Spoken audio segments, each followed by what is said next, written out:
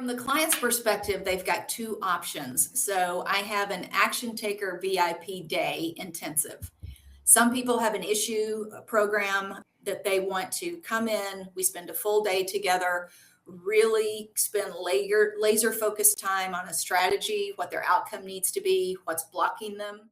Welcome to Career Coaching Secrets, the podcast where we talk with successful career coaches on how they built their success and the hard lessons they learned along the way. My name is Davis Nguyen, and I'm the founder of Purple Circle, where we help career coaches scale their business to $100,000 years, $100,000 months, and even $100,000 weeks. Before Purple Circle, I've grown several 7- and 8-figure career coaching businesses myself, and have been a consultant at 2 career coaching businesses that are doing over $100 million each. Whether you're an established coach or building your practice for the first time, you'll discover the secrets to elevating your coaching business. Welcome to Career Coaching Secrets Podcast. I'm Pedro, and today I'm joined by MaryAnn Gramig, who has built her expertise across diverse industries, from horse and bourbon to healthcare and education, understanding that leadership challenges transcend any single sector. What drew me to MaryAnn's work is her recognition that even successful leaders who've climbed the ladder often face an internal gap, experiencing imposter syndrome or burnout, while still being expected to fill everyone else's needs. MaryAnn specializes in helping high-achieving leaders move from status quo to stratosphere through fearless insights and transformation rooted in their unique strengths. Her approach addresses the fundamental question of who helps the helpers, providing the self-leadership development that allows leaders to serve their teams from a place of authentic strength rather than hidden struggle. Welcome to the show, MaryAnn. Thank you, Pedro. I'm excited to be here. Yeah, great to have you. From the moment we met, I'm also super pumped. And, I like to backtrack a little. Back to the origin story, because every coach has that moment where they look at their life and say, yeah, I guess this is what I'm doing now, right? So when was that for you, MaryAnn?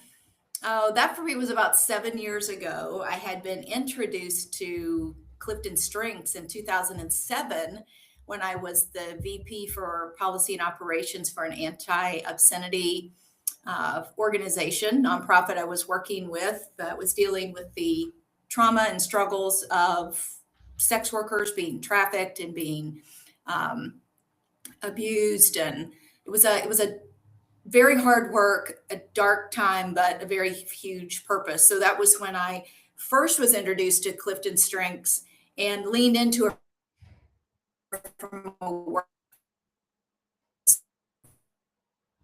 up to becoming the president of the organization. Then life shifted and I felt like I needed a change. And so I began leading a nonprofit, a community leadership organization that did leadership development here in the state of Kentucky, and did that. And while I was doing that, I brought Clifton Strengths and just introduced it to our board of directors. And we began offering it as one of the things that donors could get at a certain tier level of donation. They could get Clifton Strengths leadership help with the assessment. And I just started doing that on the side. Well, our revenue increased in 24 months by 150% because the demand for leadership coaching and training from a strengths-based perspective was so high, in addition to the leadership we were already teaching, that the donors were wanting someone to come into their companies and do this specifically for them. So the demand grew to such that I couldn't be the executive director of the nonprofit anymore and do the consulting and coaching. So I went to the board and said, we need to expand. And the best way to do that is if I step out as executive director, because the nonprofit at that time could not pay an executive director and a professional coach consultant. So I stepped off and decided that I would become officially certified professionally in Gallup Clifton Strengths. And then we hired a new executive director. And then that's how the company was born, to where I just hung out my shingle, got certifications and training in coaching, used my other leadership background and training I already had. And here I am. That was late 2018. Here we are in 2026. So it sounds like you're pretty used to tough conversations. We're talking about anti-obscenity nonprofit, right? Yes. I mean, I can only imagine that sometimes dealing with coaching challenges, let's put it like that. It's like not a walk in the park, but it's not as hard. You've seen worse, right? When someone is like trying to second guess themselves and talking about imposter syndrome and all that, you're Right. like, honey, I've seen a little bit worse. So it does it make easier for you to navigate those conversations? I think that it does, because on my worst day, coaching will never be as bad as even my best day of working in that sector, and the things that we had to deal with and see, from the seedy side, the corrupt criminal side, all the way to government officials and law enforcement that were working at times in tandem with organizations that were perpetuating this violent cycle. So there's a lot of stress and discomfort. And so nothing compares, to that. But to the client, what they're facing is, disturbing their world. They're having a disruption in who they know themselves to be, or they've lost confidence in themselves. So in a way, it's very similar. The women that we worked with, the nonprofit organization, they totally lost who they were created to be, their beautiful uniqueness. And it was just on such a very, very damaging level in that way. But a lot of my clients are experiencing things that way too. They're dysregulated. Their lives are being disruptive. And it may be not that glaring or graphic, but internally, when you don't feel in alignment, Pedro, it's like it affects everything.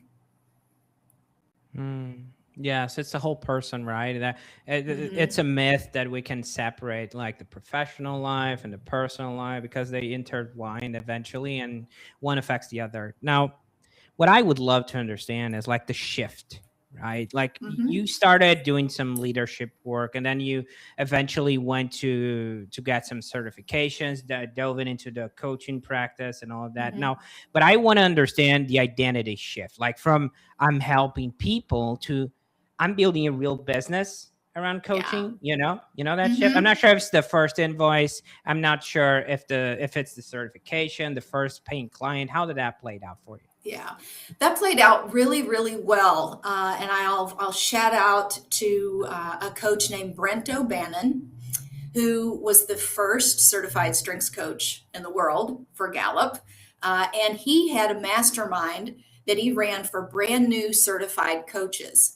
And when I found out about that, I immediately signed up. One of the greatest things about your personal development is to acknowledge that you don't know everything and you don't know what you don't know. So I was looking for experts in the field that had a proven track record. And Brent specifically specializes in working with new coaches to get their arms around how to build this business. I've been in the nonprofit world for so long to build a profit-driven business that was still serving. It can be a disconnect. And so he was very helpful in all of the tools and guts and nuts and bolts of what it takes to have a business that is scalable, and really how to monetize in a way that your primary focus is still serving, but you have to sell those services in order to provide those services. I wasn't running a nonprofit anymore. I wasn't running a charity. And by doing that properly and learning from coaches and business coaches like Brent, I now have the freedom. Like I just sat down and talked to a faith-based nonprofit this morning, and we're going to do some pro bono work for them. And I'm in a position to do that because the business is healthy. So kudos to him for helping you, right? So you can impact more people and create that ripple effect. Absolutely. Yes. Now, after you got rolling, right? And in the early days of coaching, this happens a lot. We see a lot of coaches trying to embrace the entire world, right? Trying to help everyone and all that. So who are the people that kept showing up? I'm not sure if it was the nonprofit or that you had your background on it, or different people, the ones you realize, okay, this is my tribe, even if you get to that point eventually.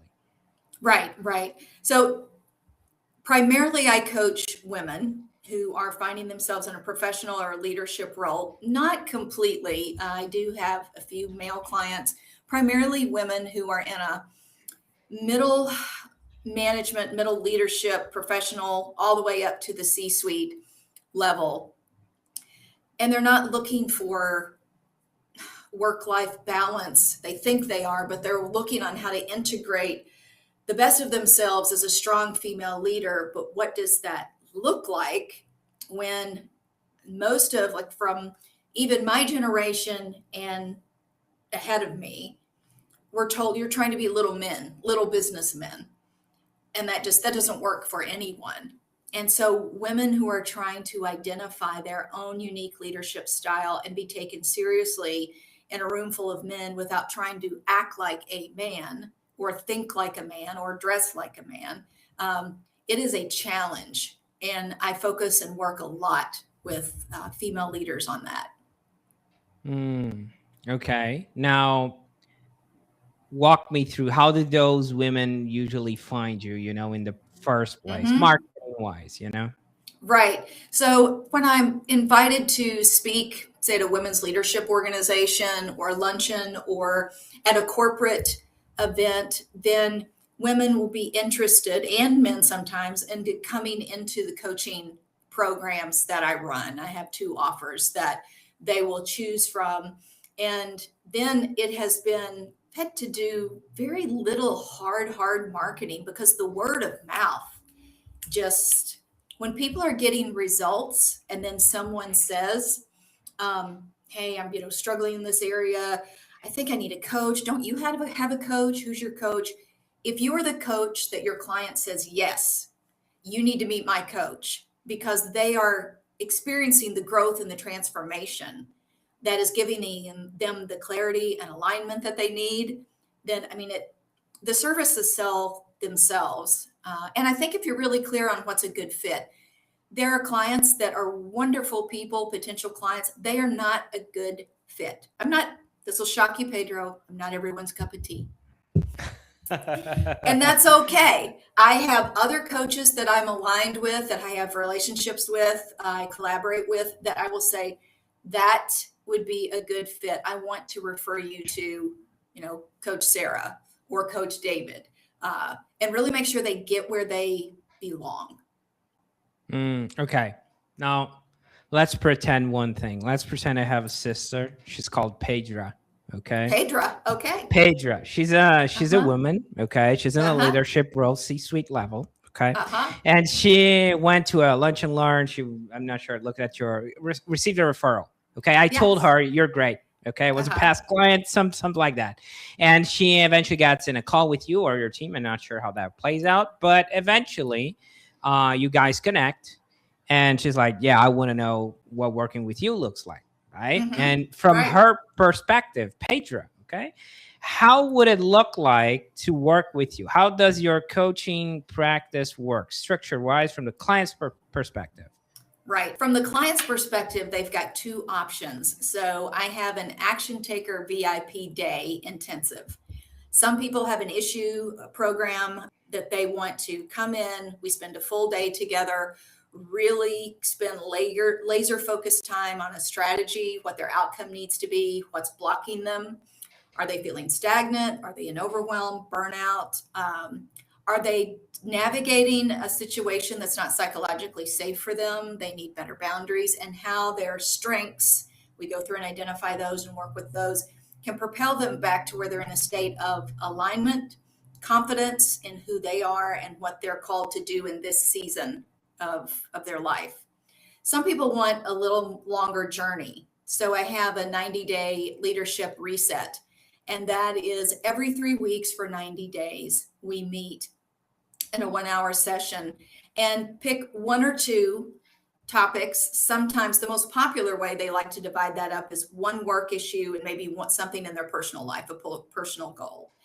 And we incorporate a lot of well-being into that, scientific-based factors on how the impact of not having a good sense or state of well-being impacts everything else, and come together in a more practical way of kind of going along with them every 3 weeks with support in between of the assignment that we're working on, the task that they've chosen to really take an action item between sessions. And that plays out over the 90-day period to where they now have a good place where they've gained some traction. They've had some wins. I'm a big believer in micro goals where you get small wins, not just to say, yay, I have a win, but it's propelling you. It's like a stair step and you're climbing in a very positive way and you're getting stronger as you climb. Because, the first couple of steps on the staircase are pretty easy, Pedro, but the time you get up to the top, if you're not really in shape, you're going to be winded. And my clients get to the top, they're not winded. And sometimes they realize this isn't even the staircase I want to be on anymore because they're so in alignment. They're realizing maybe they've been settling or maybe they've not been showing up the best they could and they need to make some changes. They either need to change themselves and work on that, or they need to change the people around them geographically. Maybe it's time for a shift, a new career. Maybe it's time to have the confidence to go in and ask for the promotion. Okay. Well, first of all, I felt personally attacked. Okay. If you're not in shape, Pedro, I'm like, what? Does she have a camera here? What's happening? Okay. I'm just going to put it out there. That's one thing. In shape, confidence-wise, Pedro, your confidence level. Okay. Oh my God. That's just my inner self. Okay. I know we've got I have a whole inner critic. That is a core issue that we work on in my coaching is the inner critic. Okay, but we're talking about Pedro. Back to Pedro. I have a question. Inner critic. Mm-hmm. Yes, Pedra's inner critic. Love that. Now, let's say you're coaching her, right? And she's like, you know what, MaryAnn, this sounds great. We're doing work. It's looking good. Would you able to coach my team as well? Considering she's a CEO, for example. Yes. Does your business consider a one-of-many engagement, for example? Yes, I have organizational clients, and we have a whole journey to strengths mastery is what we call it. I'm part of a collaborative that Authentic has set up with coaches that can handle.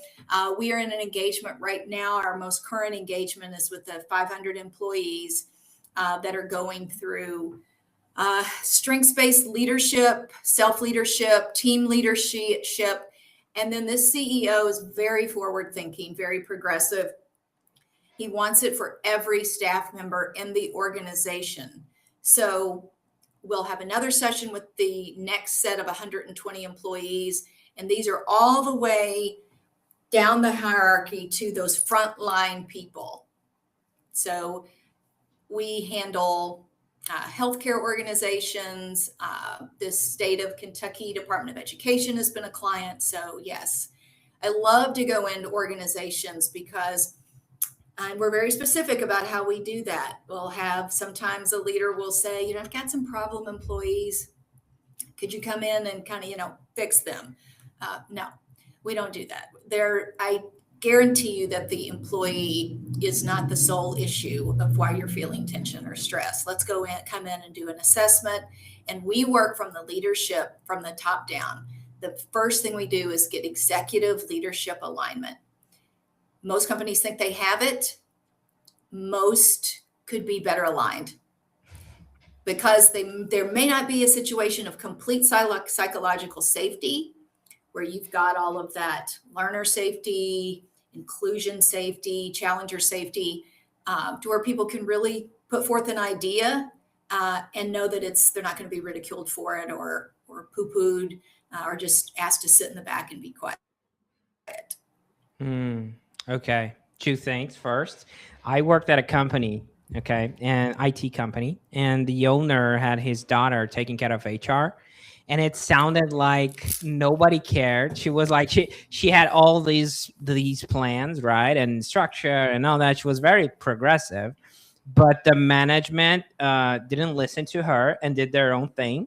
And it sounded like the owner was less like trying to keep her busy. And she had like this great ideas and all that. But in reality, they didn't have their buy-in. Okay. That's one thing. Right. So I get that. And the other thing now that I'm really curious about, it's like, okay, you're called by the CEO, right? So the CEO gets it. You even mentioned pretty progressive. Yes. Now, how to create that connection with everyone and different levels, right? There are some people that Yes. don't even grasp what coaching is. So That's can you right. walk me through how to navigate that? Yes. So that is how we have a roadmap, a pathway that we go over with senior leadership, with CEO and senior leadership about how to, if they're really serious about a strengths-based culture at their organization, that it takes time. It's to hit it at its really most effective. It's a 3-year journey, because you can't just go in. Like you said, some people have never been given the opportunity to take any kind of assessment on talent or personality or growth. And so no one's invested in them before. And that's a huge thing. These frontline workers that have been given the opportunity to not only take the Clifton Strengths Assessment and then receive training on what that means for them and their teams, just that alone, they feel seen. That the CEO, and he has been there for every training, he clears his schedule for that day, and they see him, and he's investing in them, and he welcomes them, and they can walk up and shake his hand and ask him a question. So you start with getting the buy-in that it's a culture change, that they're committed to this up to 36-month journey. We also encourage that they get in-house coaches after we, ride off into the sunset. They should be able to maintain this on their own. Start at the C-suite level, go down to the next layer of leadership. So it's kind of like a snowball. You have this snowball effect, and you're picking everybody and gathering everybody up, and everybody's coming along for the ride. And everyone from the top of how to give psychologically safe feedback and guidance, all the way down to the newest employee at the lowest tier of service to that organization, knows what they should expect in psychologically safe feedback and growth in the company. And when everybody's on the same page, and then side to side feedback. If you have an issue, you're going to spend a lot more time dealing with the guy next to you and the gal on the other side that may or may not be working towards the mission well. Most people don't say anything. Or those who do, think about most of the feedback that you get. It's usually not that great. It's not that positive. So it needs to be accountable. But from a strengths perspective, you can hold someone accountable by saying, I have seen you use your activator strength so many times on projects. And this time, do you think something got in the way of that? Because I just didn't see that spark from you this time. You're letting them know, hey, you kind of missed the mark for our team this time, but you're not attacking. And they can talk more about it because they've been trained in what a balcony level of their strengths looks like and what a basement level, when it's really bottom floor, looks like. And they're taught in this culture change, Pedra, to go up with together. If somebody on the team's not performing well, the team's not going to perform well. You're all responsible for being sure that you're being the best teammate you can be. You're not responsible that their work is slacking, but you're responsible that you're not contributing to the problem. Okay. Interesting. I mean, your work seems pretty hands-on, right, MaryAnn? We're talking about group engagement. We're talking about one-on-ones. We're talking about business development and all that entails. So how do you think about capacity? So don't stretch yourself too thin. Right. Well, I think that's a huge thing for coaches as they want to grow or scale. It is not about more clients. It is not about more hours. You have to remember, you are not selling your time. You are selling your expertise. You are selling transformation. And that's what you have to be providing through the services that you're offering. So that's what you're providing. You only have 24 hours in a day.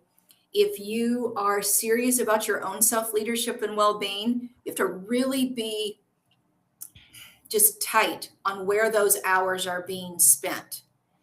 So the first thing is to get alignment with who you are and what your psychological and physical, emotional, spiritual needs are, and make sure they're being fed. I always say every coach needs a coach. One of the first things I tell people when they're asking about what to look for in a coach, and I said, well, one of the questions on your list should be, do you have a coach? If they say no, move on. Every coach needs a coach to just keep you. I can't just stop learning. So I have a coach, and I believe that every coach, and if it's not specifically a coach, you need a good solid mentor that you are regularly meeting with. Then you have to have what your a framework, a simple structure that can be replicated so that you can scale, get as many opportunities to have these one-to-many opportunities. One of the ways we were able to really impact this organization that we're working with now is I have group coaching pods. There are 3 to 4 employees at a time in a pod, and they go through group coaching together. So monetarily, for scaling a business, it makes sense on paper financially. And then you also have the collective wisdom. You may ask a question that I don't think of during the coaching session, but I'm like, yeah, wow, I've been dealing with that too.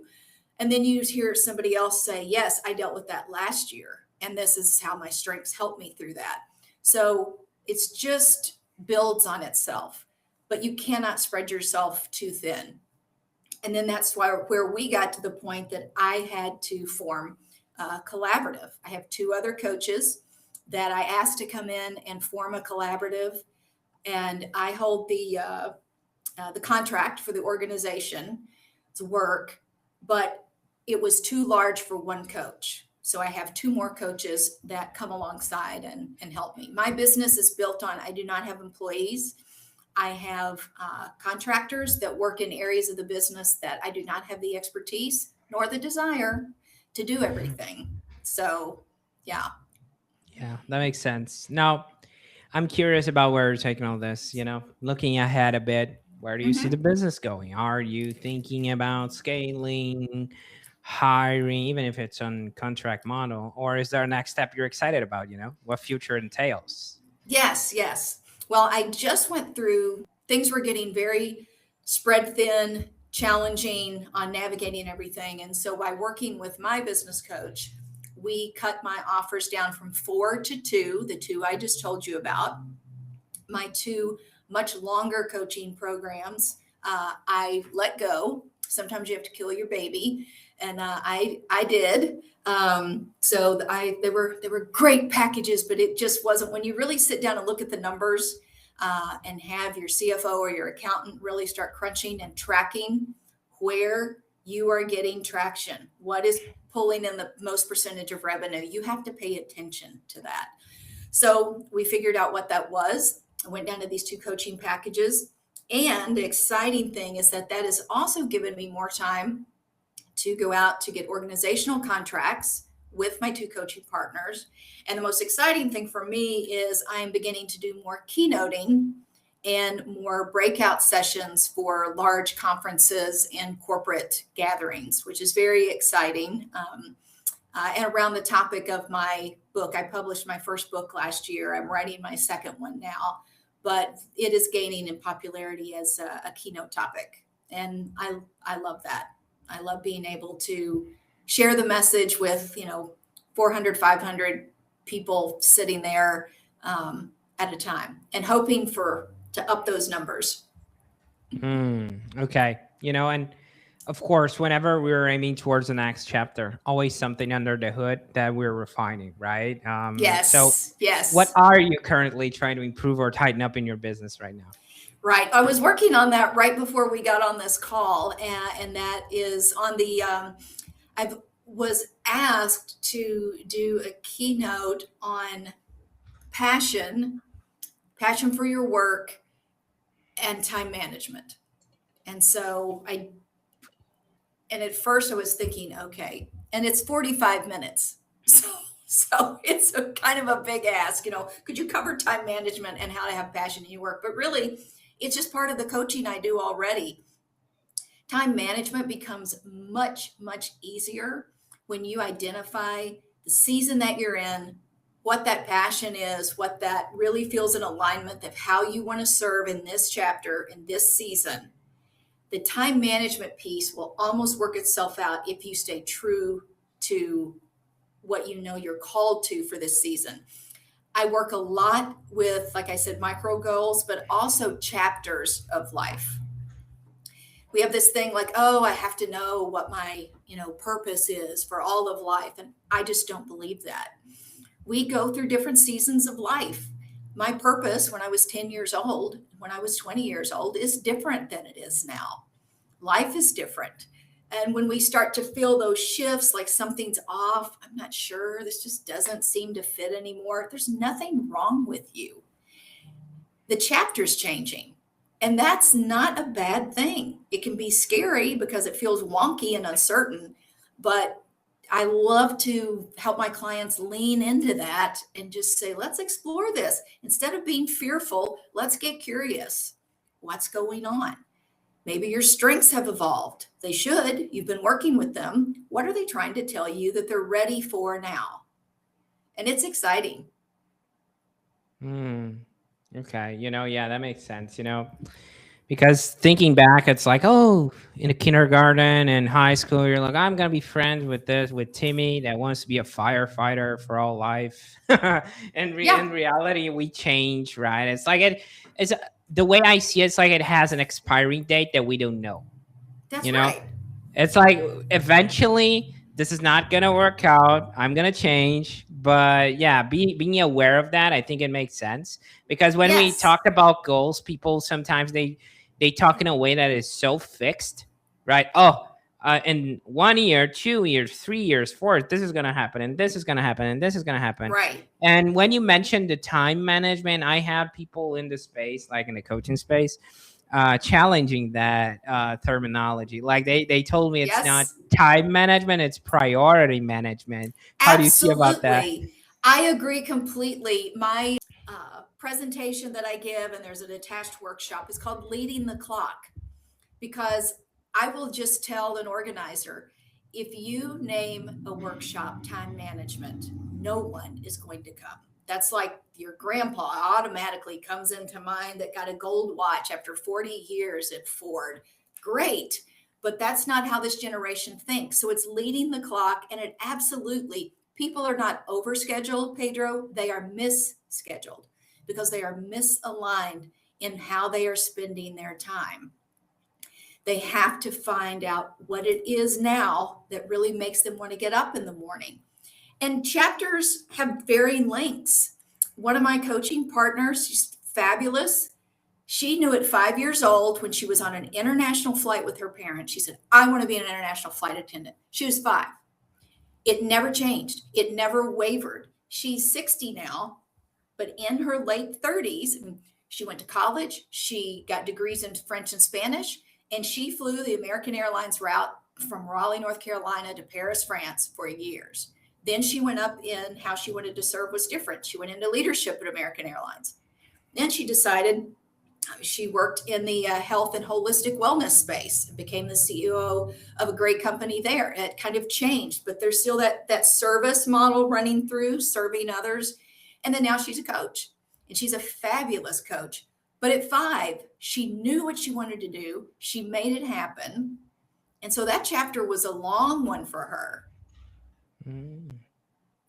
Yes, I can. We're always evolving, right? Always. And at the end of the day, that's it. Now, I love that. And if someone wants, listening, wants to connect with you or follow your work, okay, where can people find you and connect with you? And MaryAnn, please mention the book name, right? I wanna see if people can reach out to that. Yeah. So it's The Howl of the Whisper. Calm your inner critic, discover your strengths, and give voice to authentic you. And my website is very easy to remember. calmyourinnercritic.com. So if you hop on calmyourinnercritic.com, you can link up with me for a quick chat, 20 minutes. And because I know your audience is coaches, my people, then just hop on there and you can just talk about any question you guys have on your mind. I'm happy to brainstorm with you, and we could probably learn some cool stuff from each other. There were a few things you shared today really stood out to me. I would say like that. Well, first of all, You know, we mentioned the nonprofit versus profit, and I'm thinking right about the hat of the coach. But actually, there were three hats on the shift. The first one, coach, right? I'm now a coach. The second one, I'm now a business owner, which is one most coaches tend to forget. And you remembered us during our talk when we were talking about if those two offers are not working, that matters. You know, Yeah. that's important too. And that's the CEO, the business owner making a decision. And the last but not least, and that's very unique to you, which I think it's very interesting to highlight, is like you're coming from a nonprofit background to a profit background. So I understand that coaching is a very passion driven profession. I'll put it like that. But at the same time, it's not a hobby. It needs to pay bills, right? That's right. So you had a three-way shift to make. So I commend you on doing that. You know, I can only imagine it was super hard. Okay. And another thing that caught my attention is how you broke down how the group engagement works and how to impact the people in the front line that actually don't even grasp or understand or were never taken care of. I think it shows so much just by being listened to. Sometimes it's just by shaking hands with the CEO, and when most people, they don't even understand what that looks like, right? They just go clock in, clock out, go home, clock in, clock out, go home. And I think that is so powerful. So I commend you, not you on that, but also the CEOs for having that mentality. And last but not least, right? I think letting go 2 of the 4 packages. I understand, and killing the baby, let's call it like that. I understand the decision from a business point of view, but I also understand how hard it is, right? And such a powerful reminder that this is not just driven by love, but also it is a business. So they kind of mix together, you know, at the end of the day. So this is my long-winded way of saying that I appreciate what you do, and I appreciate you being here, sharing so openly today, MaryAnn. It was great having you on, okay? No, it was great being here, Pedro. Thanks so much for asking me. That's it for this episode of Career Coaching Secrets. If you enjoyed this conversation, you can subscribe on YouTube, Spotify, Apple Podcasts, or wherever you're listening to this episode to catch future episodes. This podcast was brought to you by Purple Circle, where we help career coaches scale their business to $100,000 years, $100,000 months, or even $100,000 weeks, all without burning out and making sure that you're making the impact and having the life that you want. To learn more about our community and how we can help you, visit joinpurplecircle.com.